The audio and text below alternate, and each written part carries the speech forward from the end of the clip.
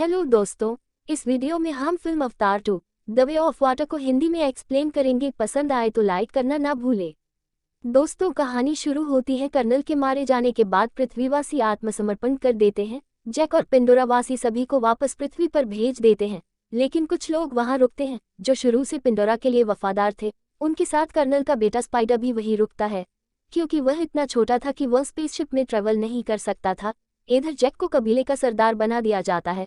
उसके 3 बच्चे होते हैं, बड़ा नितिन, दूसरा लो और एक लड़की टुक। साथ ही डॉक्टर किरी की एक बेटी होती है। वह लोग उसका नाम भी किरी ही रखते हैं। जैक और उसका परिवार किरी को गोद ले लेता है।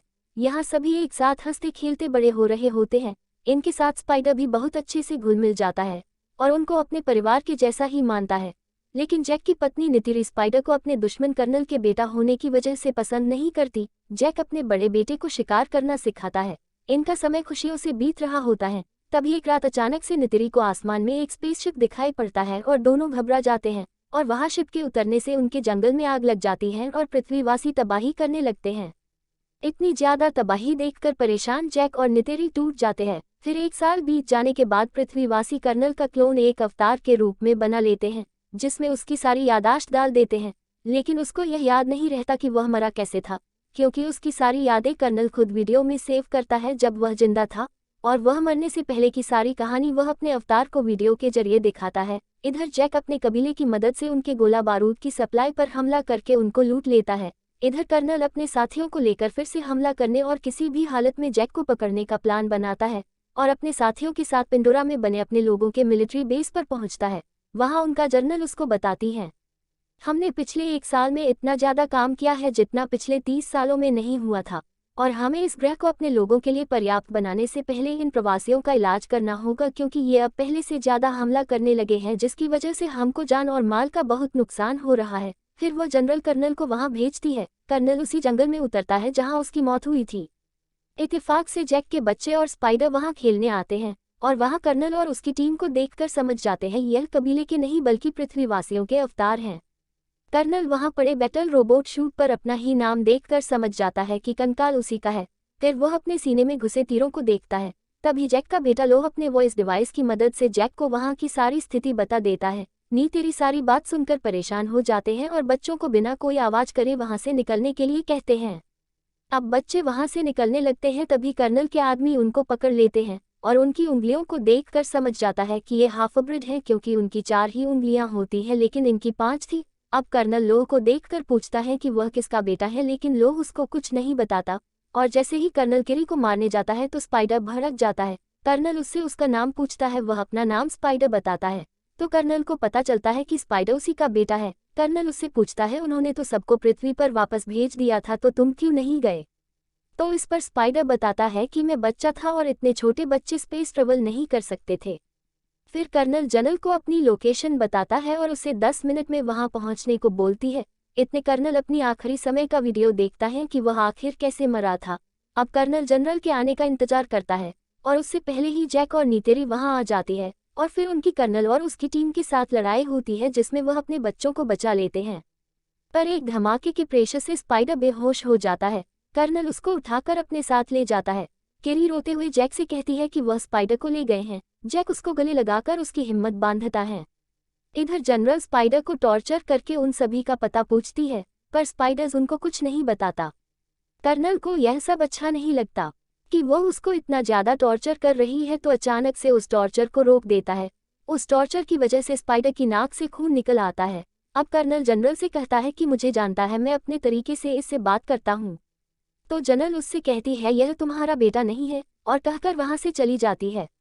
इधर जैक अपनी पत्नी से कहता है कि अब हमको यह जगह छोड़नी पड़ेगी, क्योंकि स्पाइडर उनके पास है जिससे वह सब उगलवा लेंगे। लेकिन नितेरी वहां से जाने से मना करती है, तो जैक उन्हें समझाता है कि वह सिर्फ मेरे और तुम्हारे लिए ही आए हैं, और अगर हम यहाँ रुके तो वे सारे कबीले को खत्म कर देंगे। इस बात को समझती वह रोती टूक जैक के गले लग जाती है और चलने के लिए मान जाती है। इधर कर्नल स्पाइडर से बात करने आता है। स्पाइडर को अपना लॉकेट देता है। स्पाइडर उसे देखते ही तुरंत फेंक देता है।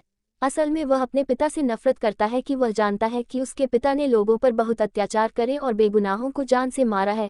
कर्नल स्पाइडर से कहता है, मैं चाहता हूँ तुम बस मेरे साथ चलो, इससे तुम यहाँ बंधे नहीं रहोगे और मैं तुम पर किसी बात का दबाव भी नहीं दूंगा।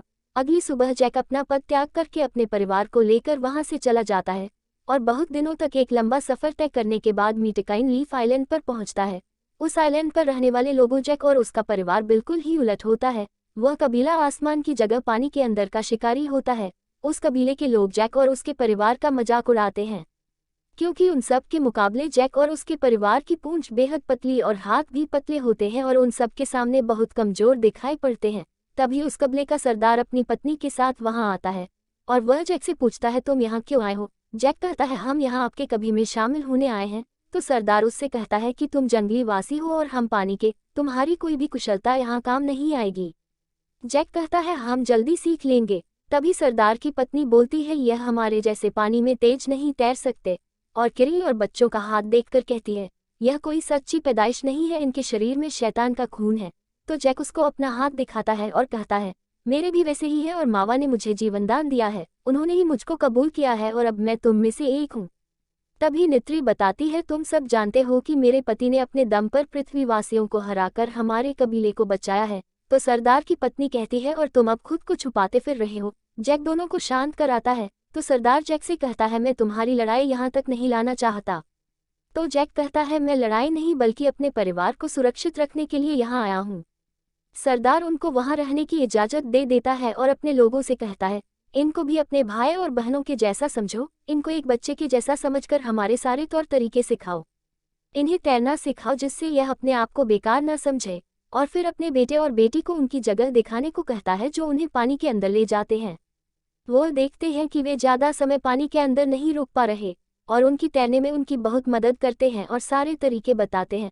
उसके बाद वह अपने पानी के जीवों को बुलाकर उनसे लोह का बंधन करवाते हैं और उसको तैरना सिखाते हैं। कबीले का सरदार वह सारी बातें जैक को भी सिखाता है। सरदार की लड़की ओवाक को सांस खींचना और देर तक रोकना सिखाती है।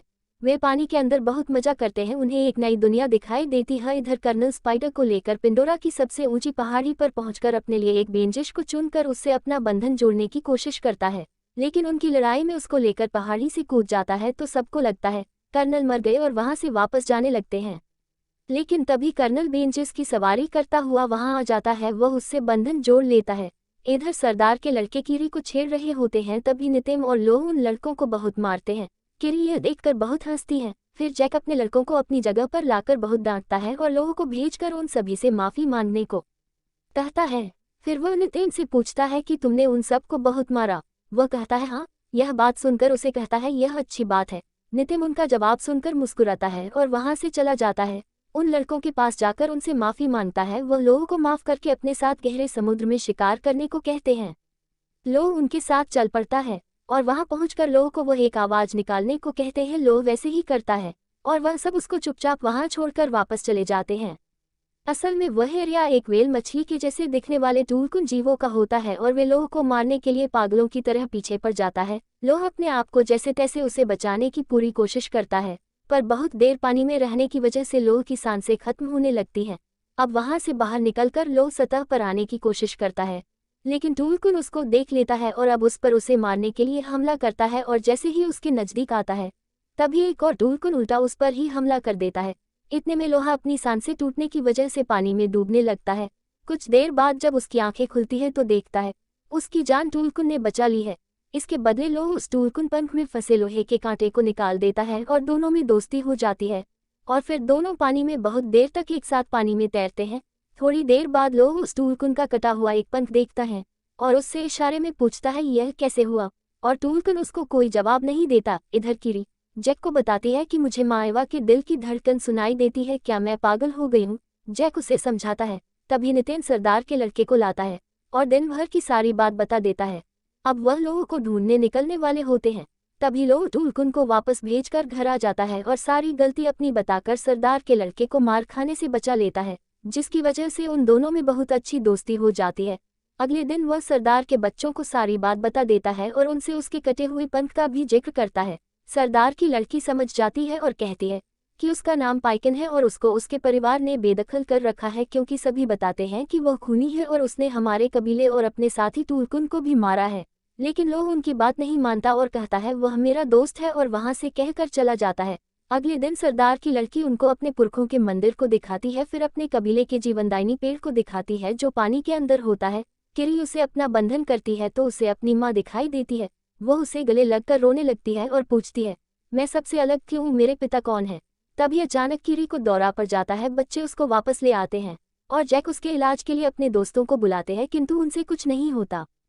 तो सरदार की पत्नी उसका इलाज करके उसे ठीक करती है। तभी कर्नल के साथी उसको बताते हैं कि रडा पर एक शिप देखा गया है और यह शिप वही था जिससे जैक के दोस्त किरी को ठीक करने आए थे। कर्नल को एक लोकेशन मिल गई थी। अब कर्नल एक शिकारी शिप के कैप्टन और उसके ग्रुप के साथ मैकटाइन द्वीप की ओर निकल पड़ता है। इधर टूलकुन सारे द्वीप का चक्कर पूरा करके आते हैं, जिससे सारे कबीले वाले बहुत खुश होते हैं। असल में उनको अपने भाई और बहन की तरह मानते हैं। टूलकुन की सरदार अपने बच्चे को उनको दिखाती है और कहती है उसका बच्चा भी जन्म लेने वाला है। इधर कर्नल जैक के सबसे नजदीक कबीले पहुंच जाता है और जैक के बारे में पूछने लगता है और जैक के बारे में पूछता है, पर वे लोग कुछ नहीं जानते तो कुछ नहीं बता पाते। वो गुस्से में उनके घरों को जला देता है और वहां से दूसरे कबीले के लिए निकल जाता है। जैक को सरदार पड़ोसी कबीले की जानकारी देता है और कहता है वो तुमको ढूंढ रहे हैं। नितिरी जैसे कहती है, हम कब तक भागते रहेंगे, हमको अगर चैन की सांस लेनी है तो हमें उसे मारना पड़ेगा। इतनी मेहनत करने के बाद भी कर्नल को कुछ पता नहीं चलता तो अपना प्लान बदल देता है और जो कप्तान चाहता था कि वह टूलकुन का शिकार करे वह से इजाजत दे देता है। अब लो पाइकन के पास पहुंचता है और उससे कहता है, मैं तुम पर भरोसा करता हूं, तुम भी मुझ पर भरोसा करो और तुम्हारे साथ क्या हुआ था वह मुझे बताओ। और उसको ऐसा करते हुए उसके साथ ही देख लेते हैं। पाइकन अपना मुंह खोलता है, लो अंदर जाकर अपना बंधन जोड़ता है, जिससे उसको सब पता चल जाता है कि उसने सिर्फ अपने साथियों और कबीले वालों को बचाने की कोशिश करी थी, उसमें उसकी कोई गलती नहीं थी और उसने किसी को नहीं मारा।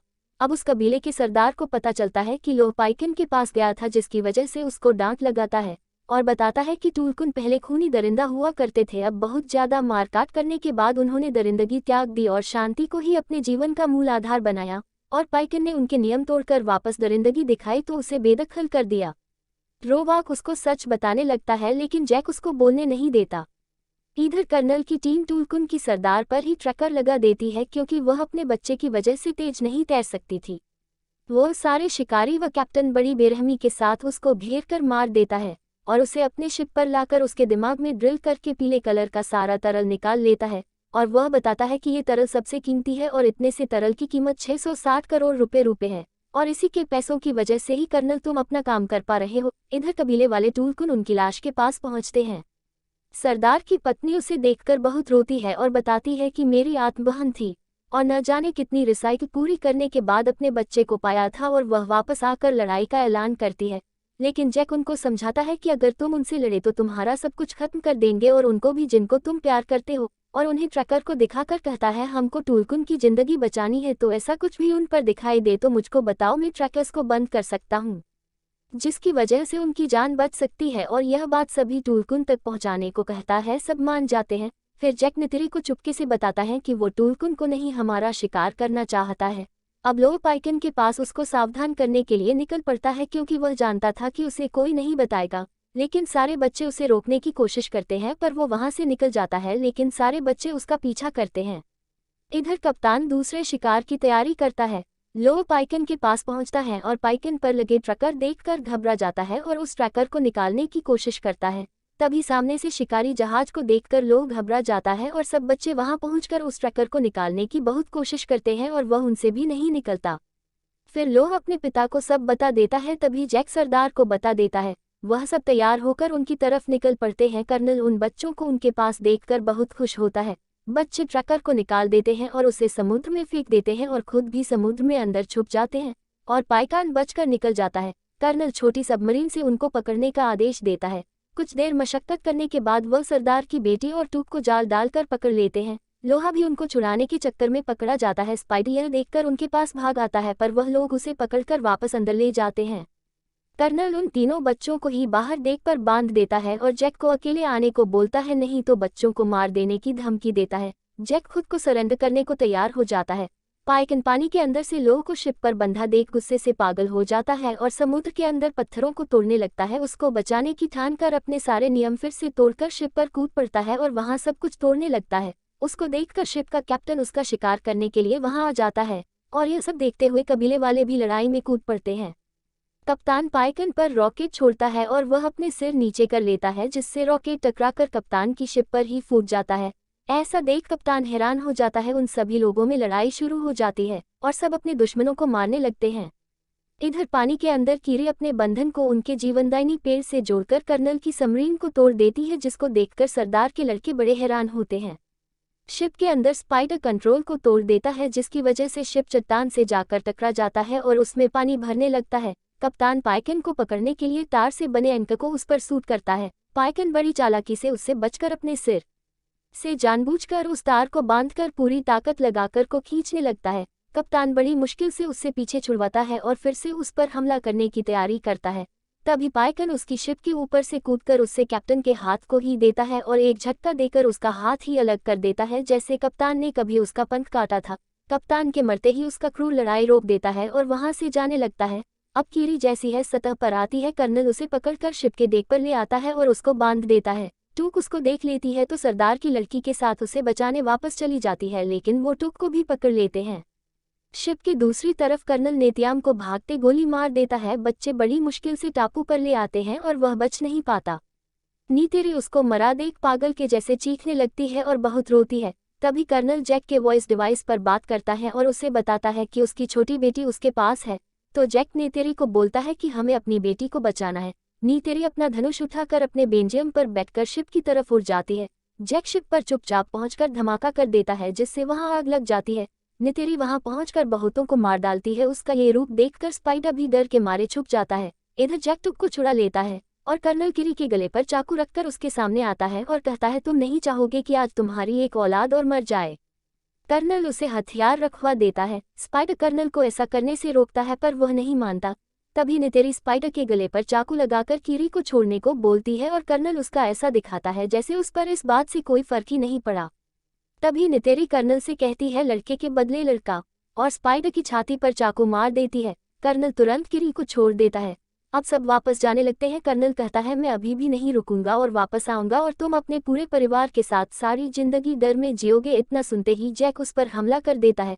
इधर पानी के अंदर नीतेरी और उसके बच्चों को आग घेर लेती है, तो वापस शिप पर चढ़कर उसके दूसरी तरफ से निकलने की कोशिश करती है। तभी पानी का बहाव टुक को उसके अंदर ले जाता है। इसके पीछे कीरी आती है और शिप पलट जाता है और स्पाइडर और कीरी पानी के ऊपर आ जाते हैं। इधर पानी के अंदर लड़ते लड़ते कर्नल का गला घोंटकर उसे बेहोश कर देता है। उसको लगता है कि कर्नल मर गया, लेकिन खुद भी पानी में सांस टूटने की वजह से डूबने लगता है। तभी लो बड़ी मुश्किल से जैक को एक चेंबर में लेकर आता है, जिससे जैक को सांस जाती है। इधर टुक और नीतेरी एक जगह फंस जाते हैं और जहाज पूरी तरह अंधेरे में डूब जाता है। फिर कीरी वहां रोशनी देने वाली मछली को बुला लेती है और उनको जहाज की तरफ भेज देती है और टुक और नीतेरी को बाहर निकाल लेती है। इधर लो पाइकान की मदद से जैक को भी बाहर निकाल लेता है। अब पाइकन अपने पंख पर बैठाकर उन्हें एक ताबू पर छोड़ देता है। स्पाइडर भी कर्नल को बाहर निकाल लेता है। वह जिंदा होता है और उसके पास उसका बेंजिश आ जाता है। स्पाइडर को साथ चलने के लिए बोलता है, पर स्पाइडर इसको चिढ़ाकर जैक और उसके परिवार के पास आ जाता है। तो कर्नल अपने बेंजिश पर बैठकर वहां से उड़ जाता है। अब सब कबीले वाले नितिम को आखिरी विदाई देते हैं। अब जैक को वो समय याद आता है जब उसने अपने हाथों से लेकर उसका नामकरण किया था और अब वह उसको पानी के अंतहीन गहराई में जाते देख रहा था। उसका दिल टूट गया था। वह वापस आकर सरदार से कहता है, हम कल चले जाएंगे। तो सरदार कहता है, तुम्हारा बेटा अब हमारे देवताओं के पास है और तुम भी अब पानी के आदमी हो चुके हो, तो तुम हमारे कबीले का ही हिस्सा हो और कहानी यही खत्म हो जाती है।